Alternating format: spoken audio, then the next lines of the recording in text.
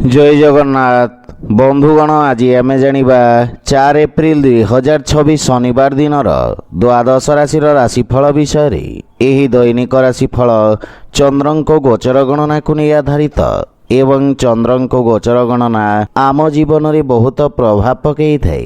तो आसतु सर्वप्रथमे जानिबा आजिर तिथि और राशि नक्षत्र विषय। आज हेउची 4 एप्रिल 2026 शनिवार बैशाख कृष्ण पक्ष द्वितीया दिवा 10 घंटा 10 मिनिट गति तृतीया। आज स्वाति नक्षत्र रात्र 9 घंटा 36 मिनिट गति विशाखा नक्षत्र। आज तुला चंद्र अहोरात्र। आजिर सांवत्सरिक श्राद्ध तृतीयार एकधिष्ट पार्वण। आजिर शुभ बेला दिवा 9 घंटा 53 मिनिट 1 घंटा 12 मिनिट पर्यंत। आजिर सूर्योदय प्रातः 5 घंटा 44 मिनिट। आजिर सूर्यास्त संध्या 6 घंटा 9 मिनिट। आज घात चंद्र नास्ति एवं वृष सिंह और कन्या राशिर घात बार। आज पोटल खाइबा निषिद्ध। तो बंधुगण आसंतु जानिबा आजिर राशिफल विषय। ता पूर्वरु आम चैनल को जो मैंने नुआ करी आछंती तले थिबा लाल रंगर सब्सक्राइब बटन को दबाई आम चैनल को सब्सक्राइब करंतु और पाखरे थिबा घंटी बटन को दबाई ऑल रे सिलेक्ट करंतु काहेकि ना आमे अपलोड करिथवा प्रत्येक वीडियो नोटिफिकेशन आपण सर्वप्रथमे पाई परिबे।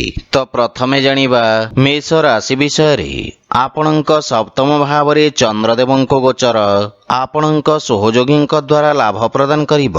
वाणिज्य व्यवसाय रे नूतन संपर्क प्रतिष्ठा हेब जहा पारस्परिक लाभदायक सहभागितारे परिणत हेब। एही समय आपणक पई अत्यंत शुभ अटे एवं भाग्य आपणक सपक्षरे रहिछि। पारिवारिक जीवन रे जीवन साथी पूर्ण समर्थन मिलिब। संतान पक्षरु सुखद समाचार प्राप्ति हेब। कर्म क्षेत्र रे जीवन साथी परामर्श सहायक सिद्ध हेब एवं पति पत्नी संपर्क रे प्रगाढ़ता आसिब। भाई और बंधु मानकर समग्र संगठन आपणक मन को खुशी एवं आत्मविश्वास रे परिपूर्ण करिब। विवाह योग्य व्यक्ति किछि भल प्रस्ताव आसी पारे। प्रेम जीवन रे मधुरता रहिब एवं आर्थिक लाभ रे धीरे धीरे वृद्धि घटिब एवं दीर्घकालीन योजना गुड़िकरू लाभ मिलिब। योजनाबद्ध उपाय रे करा जाइथिबा समस्त कार्य सर्वोत्तम सफलता हासिल करिब एवं आपणक सामाजिक क्षेत्रर विकास हेब। नूतन कार्यर रूपरेखा प्रस्तुत करिबे। आपण स्वास्थ्य संबंधित समस्यारू मुक्ति पाइबे एवं मानसिक सुख एवं शांति अनुभव करिबे। आज आपण श्री महालक्ष्मी पूजा अर्चना करंतु शुभ फल पाइबे। वृष राशि आपणक राशि स्थान रु षष्ठ भाव रे चंद्रदेवंक गोचर आपणक खर्च रे वृद्धि करिब।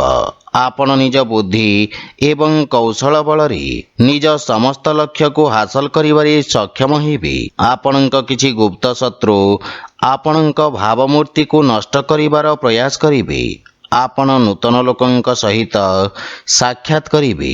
क्यारियर रे उत्तम उन्नतिर जोग रहिछि। नूतन कार्य करिबाकू चेष्टा करिबे एवं कार्य क्षेत्र रे स्थिति रे सुधार आसिब एवं सहकर्मी परामर्श रु आपण उपकृत हेबे। मातुल घर पक्षरु पूर्ण सहयोग मार्गदर्शन प्राप्ति हेब किंतु पारिवारिक कलहरु आपण दूरे रुहंतु तथा परिवार सदस्यंक स्वास्थ्य अवस्थार विषय जत्न नियंतु। प्रेम जीवन रे वाणीर कठोरता हेतु संपर्क रे फाट सृष्टि होई पारे। सेथिपई अनावश्यक वाद विवाद और जुक्ति तर्करु आपण दूरे रुहंतु। जदि आपण व्यावसायिक ऋण पई प्रयास करूछंती ताहेले कोनोसी परिचित व्यक्तिंक सहाय्य पाइबार संभावना रहिछि। गंठी पीड़ा जंत्रणा भोगुथुवा रोगी माने विशेष उपकृत हेबे। आज आपण वृद्ध लोकंको सहाय्य करंतु ଶୁଭଫଳ ପାଇବେ। ମିଥୁନ ରାଶି ଆଜି ଆପଣଙ୍କ ପଞ୍ଚମ ଭାବରେ ଚନ୍ଦ୍ରଦେବଙ୍କ ଗୋଚର ଆପଣଙ୍କ କାର୍ଯ୍ୟକ୍ଷେତ୍ରରେ ଜଣେ ପରିଚିତ ବ୍ୟକ୍ତିଙ୍କ ମାଧ୍ୟମରେ ଲାଭର ସ୍ଥିତି ପ୍ରଦାନ କରିବ। ଛାତ୍ରଛାତ୍ରୀମାନେ ସେମାନଙ୍କର ସମୟର ସମ୍ପୂର୍ଣ୍ଣ ସଦୁପଯୋଗ କରିବାରେ ସକ୍ଷମ ହେବେ ଏବଂ ଏହି ସମୟ ମଧ୍ୟରେ ନୂତନ ଜ୍ଞାନ ଏବଂ ଅଭିଜ୍ଞତା ହାସଲ କରିବେ।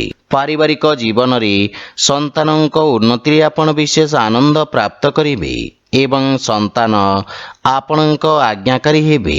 ଭାଇ ଓ ଭଉଣୀମାନଙ୍କ ସହଯୋଗରେ ଆପଣଙ୍କର ସମସ୍ତ କାର୍ଯ୍ୟ ସଫଳତାର ସହିତ ସମ୍ପନ୍ନ ହେବ। ପରିବାରରେ ସୁଖ ସମୃଦ୍ଧି ଲାଗି ରହିବ ଏବଂ ଜୀବନସାଥୀଙ୍କ ପୂର୍ଣ୍ଣ ସମର୍ଥନ ପାଇବେ ଏବଂ ବିଦେଶରୁ କିଛି ଭଲ ଖବର ପାଇ ମନ ଖୁସି ରହିବ।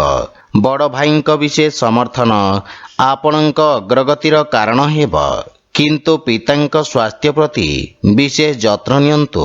ଆର୍ଥିକ ଅଭିବୃଦ୍ଧି ହେବ, କିନ୍ତୁ ପାରିବାରିକ ଖର୍ଚ୍ଚରେ ବୃଦ୍ଧି ମାନସିକ ଚାପ ଉତ୍ପନ୍ନ କରିପାରେ। ସ୍ୱାସ୍ଥ୍ୟାବସ୍ଥାରେ ଉନ୍ନତି ହେବ, କିନ୍ତୁ ସତର୍କତା ବଜାୟ ରଖନ୍ତୁ। ଆଜି ଆପଣ ଭଗବାନ ଶ୍ରୀ ଗଣେଶଙ୍କ ପୂଜାର୍ଚ୍ଚନା କରନ୍ତୁ, ଶୁଭଫଳ ପାଇବେ। କର୍କଟ ରାଶି ଆପଣଙ୍କ ରାଶିରୁ ଚତୁର୍ଥ ଭାବରେ ଚନ୍ଦ୍ରଦେବଙ୍କ ଗୋଚର ଆପଣଙ୍କ ବ୍ୟବସାୟ କ୍ଷେତ୍ରର ବିସ୍ତାର ପାଇଁ ଯୋଜନା ଉପରେ କାର୍ଯ୍ୟ କରିବାର ଅବସର ପ୍ରଦାନ କରିବ। ଆପଣ ଭବିଷ୍ୟତ ଯୋଜନାଗୁଡ଼ିକ ବିଷୟରେ ବିଚାର ବିମର୍ଶ କରିବେ ଏବଂ କାର୍ଯ୍ୟଶୈଳୀର ସମୀକ୍ଷା କରିବେ, କିନ୍ତୁ ସହକର୍ମୀମାନଙ୍କ ସହିତ ଆପଣଙ୍କ ବ୍ୟବହାରର ବିଶେଷ ଧ୍ୟାନ ରଖନ୍ତୁ, ଅନ୍ୟଥା ଆପଣଙ୍କ ପ୍ରତିଛବି କ୍ଷତିଗ୍ରସ୍ତ ହୋଇପାରେ। ମାତାଙ୍କ ସହିତ କିଛି ବୈଚାରିକ ମତଭେଦ ଦେଖାଦେଇପାରେ, କିନ୍ତୁ ଆପଣ ନିଜ ବୁଦ୍ଧି ଏବଂ ଆତ୍ମବିଶ୍ୱାସ ସହିତ ପରିସ୍ଥିତିକୁ ନିୟନ୍ତ୍ରଣ କରିବାରେ ସକ୍ଷମ ହେବେ। ପାରିବାରିକ ସୁଖରେ କିଛି ଅଭାବ ଦେଖାଦେବ ଏବଂ ଘରର ରକ୍ଷଣାବେକ୍ଷଣ ପାଇଁ ଆପଣ ଖର୍ଚ୍ଚାନ୍ତ ହେବେ, କିନ୍ତୁ ପିତାଙ୍କ ମାର୍ଗଦର୍ଶନ ବିଶେଷ ଲାଭବାନ ହେବେ। ଶ୍ୱଶୁର ଘର ପକ୍ଷରୁ ସମ୍ପର୍କରେ ମଧୁରତା ଆସିବ, କିନ୍ତୁ ଗୃହର କୌଣସି ସଦସ୍ୟଙ୍କ ସ୍ୱାସ୍ଥ୍ୟାବସ୍ଥାକୁ ନେଇ ଆପଣ ଚିନ୍ତିତ ରହିବେ। ଆର୍ଥିକ ଅବସ୍ଥା କିଛି ମାତ୍ରାରେ ଚାପଗ୍ରସ୍ତ ରହିପାରେ। ନଗଦ ଧନର ଅଭାବ କିଛି କାର୍ଯ୍ୟରେ ଅସ୍ଥାୟୀ ଅବରୋଧ ଉତ୍ପନ୍ନ କରିବ ଏବଂ ମାନସିକ ଚାପ ଆପଣଙ୍କ ସ୍ୱାସ୍ଥ୍ୟାବସ୍ଥାକୁ ପ୍ରଭାବିତ କରିବ। ସେଥିପାଇଁ ମନକୁ ଏକାଗ୍ର ଓ ଶାନ୍ତ ରଖିବାର ପ୍ରୟାସ କରନ୍ତୁ। ଆଜି ଆପଣ ଶ୍ରୀ ଗଣେଶ ଏବଂ ମାତା ଲକ୍ଷ୍ମୀଙ୍କ ମିଳିତ ଉପାସନା କରନ୍ତୁ, ଶୁଭଫଳ ପାଇବେ। ସିଂହ ରାଶି ଆପଣଙ୍କ ତୃତୀୟ ଭାବରେ ଚନ୍ଦ୍ରଦେବଙ୍କ ଗୋଚର ଆପଣଙ୍କ ରାଜନୈତିକ ବର୍ଚସ୍ୱରେ ବୃଦ୍ଧି କରିବ ଏବଂ ଆପଣଙ୍କ ପରାକ୍ରମରେ ବୃଦ୍ଧି ହେବ। ଆପଣ ନିଜ ଭିତରେ ଏକ ନୂତନ ସକାରାତ୍ମକ ଶକ୍ତି ଅନୁଭବ କରିବାକୁ ସମର୍ଥ ହେବେ। ସାମାଜିକ ମାନ ସମ୍ମାନ ବୃଦ୍ଧି ପାଇବ। ଆପଣ ଭାଇ ଭଉଣୀଙ୍କ ସାହାଯ୍ୟରେ ସମସ୍ତ କାର୍ଯ୍ୟରେ ସଫଳତା ପାଇବେ। ପାରିବାରିକ ପରିବେଶ ସ୍ୱାଭାବିକ ରହିବ, କିନ୍ତୁ ଆପଣଙ୍କ ଭାଇ ଭଉଣୀମାନେ କିଛି ସମସ୍ୟାର ସମ୍ମୁଖୀନ ହୋଇପାରନ୍ତି। ଶ୍ୱଶୁର ଘର ପକ୍ଷରୁ କିଛି ବାଦବିବାଦ ଓ ମନମାଳିନ୍ୟର ସମ୍ଭାବନା ରହିଛି, ସେଥିପାଇଁ ବୁଝିବିଚାରି କଥାବାର୍ତ୍ତା କରନ୍ତୁ। ଜୀବନସାଥୀଙ୍କ କିଛି ସ୍ୱାସ୍ଥ୍ୟ ସମ୍ବନ୍ଧିତ ସମସ୍ୟା ଦେଖାଦେଇପାରେ, ସେଥିପାଇଁ ମାନସିକ ଚିନ୍ତାକୁ ନିଜ ଉପରେ ପ୍ରଭାବୀ ହେବାକୁ ଦିଅନ୍ତୁ ନାହିଁ। ଆର୍ଥିକ ସ୍ଥିତି ଉତ୍ତମ ଅନୁକୂଳ ରହିଛି ଏବଂ କୌଣସି ପ୍ରକାର ଗୁପ୍ତ ମାର୍ଗ ମାଧ୍ୟମରେ ଧନ ପ୍ରାପ୍ତିର ସମ୍ଭାବନା ରହିଛି, କିନ୍ତୁ ସ୍ୱାସ୍ଥ୍ୟାବସ୍ଥାରେ ଅନିୟମିତ ରକ୍ତଚାପ ଜନିତ ସମସ୍ୟା ଦେଖାଦେଇପାରେ, ସେଥିପାଇଁ ସ୍ୱାସ୍ଥ୍ୟକୁ ଅଣଦେଖା କରନ୍ତୁ ନାହିଁ। ଆଜି ଆପଣ ଭଗବାନ କୃଷ୍ଣଙ୍କୁ ତୁଳସୀ ଦଳ ଅର୍ପଣ କରନ୍ତୁ, ଶୁଭଫଳ ପାଇବେ। କନ୍ୟା ରାଶି ଆପଣଙ୍କ ଦ୍ୱିତୀୟ ଭାବରେ ଚନ୍ଦ୍ରଦେବଙ୍କ ଗୋଚର ଆପଣଙ୍କ ବାଣୀକୁ ପ୍ରଭାବଶାଳୀ କରିବ ଏବଂ ଆପଣଙ୍କ ବ୍ୟକ୍ତିତ୍ୱରେ ଏକ ନୂତନ ଆକର୍ଷଣ ହେବ। ଲୋକମାନେ ଆପଣଙ୍କ ଠାରୁ ପରାମର୍ଶ ଏବଂ ମାର୍ଗଦର୍ଶନ ପ୍ରାପ୍ତ କରିବେ। ବକ୍ତୃତା ଏବଂ ଲେଖନୀ ସମ୍ବନ୍ଧିତ ବ୍ୟବସାୟରେ ଖ୍ୟାତିର ବିସ୍ତାର ହେବ ଏବଂ ନୂତନ ସୁଯୋଗ ମିଳିବ। ଆପଣଙ୍କ ବାଣୀର ମଧୁରତା ଆପଣଙ୍କ ସମ୍ପର୍କରେ ଏକ ନୂତନ ସତେଜତା ଆଣିବ। ପାରିବାରିକ ଜୀବନରେ ସୁଖ ଏବଂ ସମୃଦ୍ଧତା ଆସିବ। ଆପଣ ଜୀବନସାଥୀଙ୍କ ଠାରୁ ସମ୍ମାନ ପ୍ରାପ୍ତ କରିବେ। ସାନ ଭାଇ ଭଉଣୀଙ୍କ ଠାରୁ ସ୍ନେହ ମିଳିବ ଏବଂ ସେମାନେ ଆପଣଙ୍କୁ ଅନୁସରଣ କରିବେ। ପ୍ରେମ ସମ୍ବନ୍ଧ ପାଇଁ ସମୟ ଉତ୍ତମ ଅନୁକୂଳ ରହିଛି ଏବଂ ପୂର୍ବରୁ ଲାଗି ରହିଥିବା ଦୂରତ୍ୱ ଦୂର ହେବ।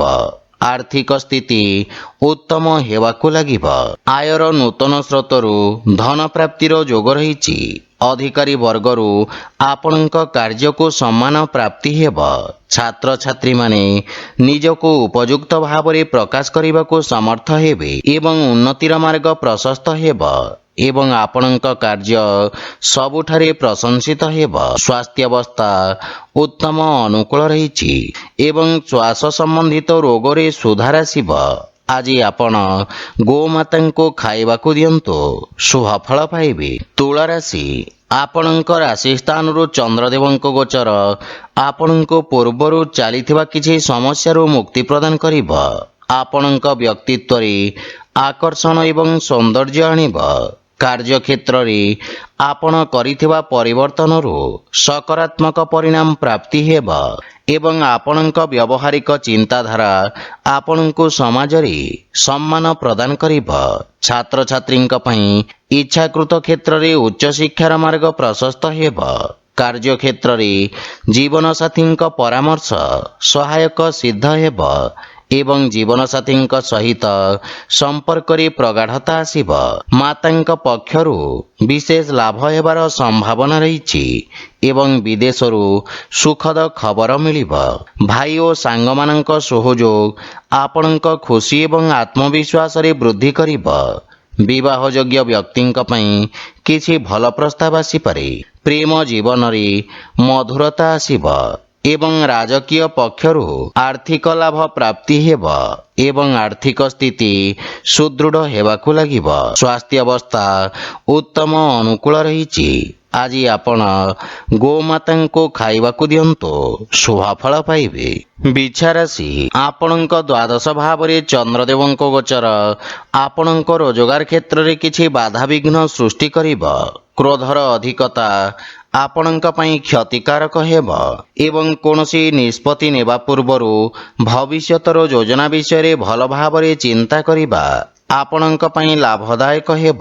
ଛାତ୍ରଛାତ୍ରୀମାନଙ୍କୁ ନିଜ ଏକାଗ୍ରତା ବଜାୟ ରଖିବାକୁ ଅଧିକ ସଂଘର୍ଷ କରିବାକୁ ପଡ଼ିବ। ପାରିବାରିକ ଜୀବନରେ ବୈବାହିକ ଦାମ୍ପତ୍ୟ ଜୀବନରେ ସୁଧାର ଆସିବ, କିନ୍ତୁ ପ୍ରେମ ଜୀବନ ପାଇଁ ସମୟ ଅନୁକୂଳ ନୁହେଁ। ଧାର୍ମିକ ଆଧ୍ୟାତ୍ମିକ କାର୍ଯ୍ୟ ପ୍ରତି ଆପଣଙ୍କ ରୁଚି ବଢ଼ିବ ଏବଂ ଆର୍ଥିକ ସ୍ଥିତି ଉତ୍ତମ ଅନୁକୂଳ ରହିଛି ଏବଂ ଆର୍ଥିକ ଲାଭ ପ୍ରାପ୍ତ କରିବେ। ଅନାବଶ୍ୟକ ଖର୍ଚ୍ଚରେ ନିୟନ୍ତ୍ରଣ ଲାଗି ରହିବ। ବ୍ୟବସାୟୀମାନଙ୍କ ଆୟ ବୃଦ୍ଧି ପାଇବ, କିନ୍ତୁ କିଛି ଶାରୀରିକ ଅସୁବିଧାର ସମ୍ଭାବନା ରହିଛି। ଆଜି ଆପଣ ଶିବଲିଙ୍ଗରେ ଜଳ ଅର୍ପଣ କରନ୍ତୁ, ଶୁଭଫଳ ପାଇବେ। ଧନୁରାଶି, ଆପଣଙ୍କ ଏକାଦଶ ଭାବରେ ଚନ୍ଦ୍ରଦେବଙ୍କ ଗୋଚର ଆପଣଙ୍କ ଲାଭର ସ୍ଥିତିକୁ ବୃଦ୍ଧି କରିବ। ଜମି ଏବଂ ଖଣିଜ ବ୍ୟବସାୟରେ ଜଡ଼ିତ ବ୍ୟକ୍ତି ଅପ୍ରତ୍ୟାଶିତ ଲାଭ ଅର୍ଜନ କରିବେ। ଆପଣଙ୍କ ଦ୍ୱାରା ଅତୀତରେ କରାଯାଇଥିବା କାର୍ଯ୍ୟରୁ ଆପଣଙ୍କ ମାନ ସମ୍ମାନ ବୃଦ୍ଧି ପାଇବ। ପାରିବାରିକ ଜୀବନରେ କିଛି ଶୁଭ ସମାଚାର ପାଇବାରୁ ମନରେ ପ୍ରସନ୍ନତାର ଭାବ ରହିବ ଏବଂ ପରିବାରରେ ସୁଖଦ ବାତାବରଣ ଲାଗି ରହିବ।